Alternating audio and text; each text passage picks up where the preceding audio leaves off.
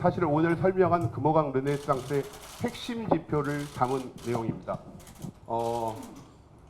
열린 금호강에는 다목적 광장, 시민공원, 야생화정원 등 어반 발코니, 대구 시민의 도시 발코니로 만들고자 하는 공간 복지를 담았습니다. 앞으로 금호강은 백리 물길이 연결이 됩니다. 금호강은 단순히 리버가 아니라 로드의 역할을 하게 됩니다. 사람이 다니는 여러 길, 그리고 바람이 다니는 바람길, 그리고 물길로 K2 종전부지와 연결하는 그런 꿈을 담고 있습니다. 활기찬 금호강입니다.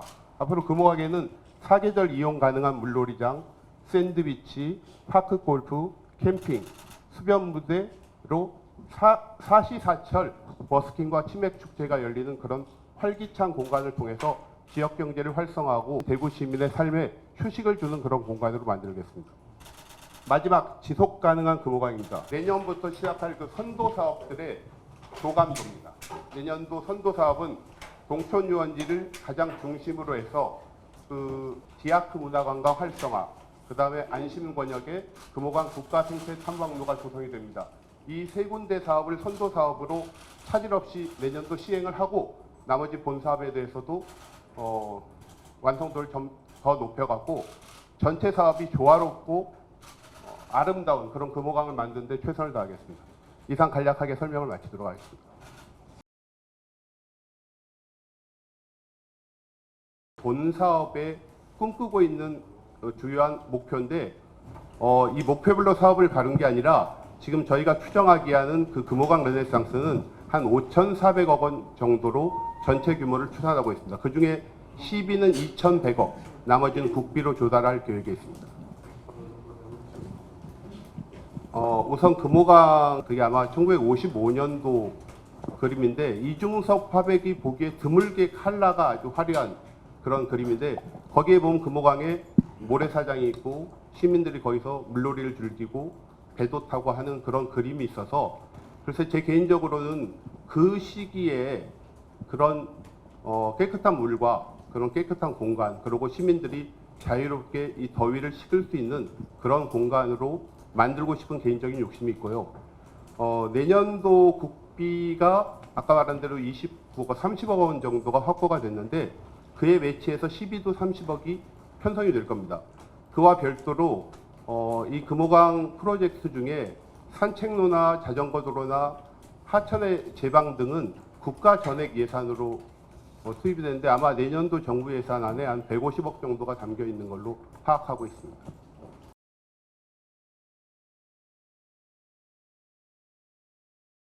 국가 예산이 투입되는 그런 사업은 시 입장에서는 정부 예산을 50% 정도는 확보하니까 시의 재정 부담에는 상당히 좋은데 다만 예산을 확보하기가 상당히 어렵습니다.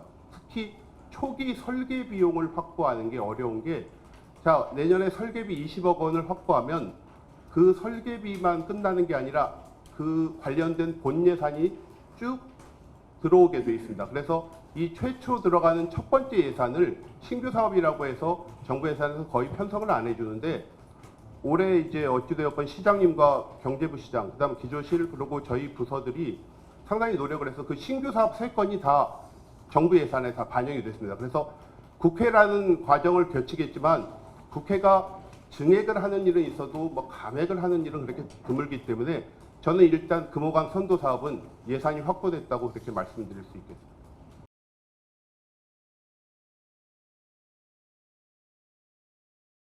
우선 이제 어반 발코니는 금호강은 전체 시계의 경계가 41.6km로 서울시의 한강 경계보다 조금 깁니다. 근데 여기서 중요한 건 금호강이 갖고 있는 하폭이 작은 데는 180m에서 긴 데가 한 700m, 평균 350m입니다. 한강은 1km가 넘습니다. 1km가 넘다 보니까 한강은 발코니 역할을 하기에는 너무 단절과 분절이 되는데 금호강이 갖고 있는 하폭은 사실은 경관이나 도시의 발코니로 쓰기는 되게 좋습니다. 그 대표적인 데가 외국의 그 우리 유명한 테임즈강, 세느강, 이 라인강들이 다 금호강과 비슷한 하폭을 갖고 그 주변에 사람들이 거기를 도시의 발코니로 활용하는 그런 컨셉을 갖고 있기 때문에 저희도 조심스럽지만 금호강을 충분히 금호강이 갖고 있는 그 기본 자산을 활용하면 그런 공간으로 활용할 수 있다라는 생각에서 어반 발코니란 거를 얘기를 했고요. 그 다음에 이제 치맥 축제 하는데 저녁에는 그 치맥도 할 수 있고 그런 공간으로 좀 만들고 싶은 게 우선의 구상인데 앞으로 어디에 있는지는 저희가 이 마스터 플랜을 고도화하는 과정에서 좀 연구를 하고자 하는 생각입니다.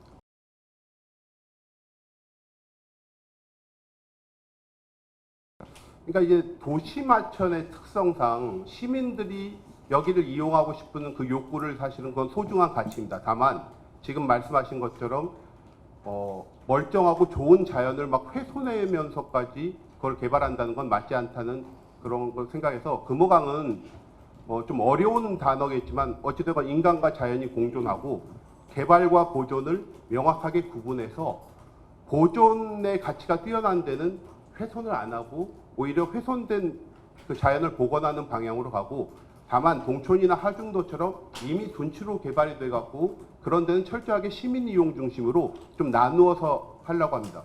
금호강 전체 그 유역에 보니까 한 54%는 개발이 가능한 친수 공간으로 친수직으로 돼 있고 나머지 한 40%까지는 보전이나 복원 권역으로 돼 있어서 그런 컨셉에 맞춰 갖고 하면 그래서 이번에 선도 사업도 안심 권역은 저희가 그냥 제방에 시민들이 걸을 수 있는 그런 탐방로 정도만 그것도 둔치나 이런 데 훼손을 안 하고 이런 쪽으로 배치를 한 거고 이 동촌같이 이미 둔치가 다 개발이 돼 있는 지역은 좀 더 적극적으로 친수 공간으로 활용하고자 그런 컨셉으로 나가고자 합니다. 수량 확보는 일단 제가 동촌을 제일 먼저 선도 사업으로 잡은 거는 동촌은 동촌보가 있어갖고 이미 수량이 확보가 돼 있습니다. 그래서 거기는 오리배도 떠 있고 아마 조금만 더 있으면 카누나 카약 같이 이런 물놀이 시설도 들어갈 수가 있는데 나머지 구간은 사실은 기자님 말씀하신 대로 수량이 부족한 데가 많습니다. 거기는 어떻게 할 건지 그 지역을 개발의 핵심으로 할 건지를 좀 마스터 플랜을 고도화하는 그 용역을 해야 하기 때문에 거기에서 고민을 좀 하도록 하겠습니다. 예. 길은 일종의 금호강이 추구하는 꿈이라고 생각을 좀 해줬으면 좋겠습니다. 그러니까 정확히 말하면 아까 말한 대로 현재 상태로는 수량이 적습니다. 적는데 제가 왜 그 워딩을 넣었냐면 아마 가까운 시일 내에 공항은 이전을 할 겁니다. 그 공항이 이전하지 않으면 동촌 유원지를 개발한다고 하더라도 시끄러워 갖고 활용하기가 떨어지는데 그 동촌 유원지 후면에 K2가 개발이 된 후적지는 아직 정확한 그 개발 컨셉은 아직 구상 중에 있는 걸로 알고 있지만 아마 추구하는 건 글로벌 도시일 것 같습니다. 그 글로벌 도시의 대표적이니까 두바이나 우리나라에서도 송도나 이런 도시에 가보면 호수공원이 있고 커넬이 있고 그렇게 물길을 통하게 해 있습니다. 그래서 만약에 K2 후적지가 그런 컨셉으로 개발이 된다면 반드시 금호강과 연결을 시켜야 한다는 게 제 생각입니다. 그래서 금호강과 물길을 연결하고 거기에 어떤 형태로든지 그런 이 배가 다닐 수 있는 공간으로 한다면 제가 보기엔 K2 후적지의 개발 컨셉도 맞고 또 금호강이 바뀌었다는 그런 모습도 보여줄 수 있다고 생각을 하고 있습니다. 예, 그렇게 생각을 하고 있습니다. 그러니까 유람선이라는 규모가 뭐 큰 유람선은 될 수가 없겠지만 그런 배라도 만약에 K2가 그런 컨셉으로 개발이 된다면 저희도 금호강과 좀 연결을 시킨다는 그런 자그마한 소망.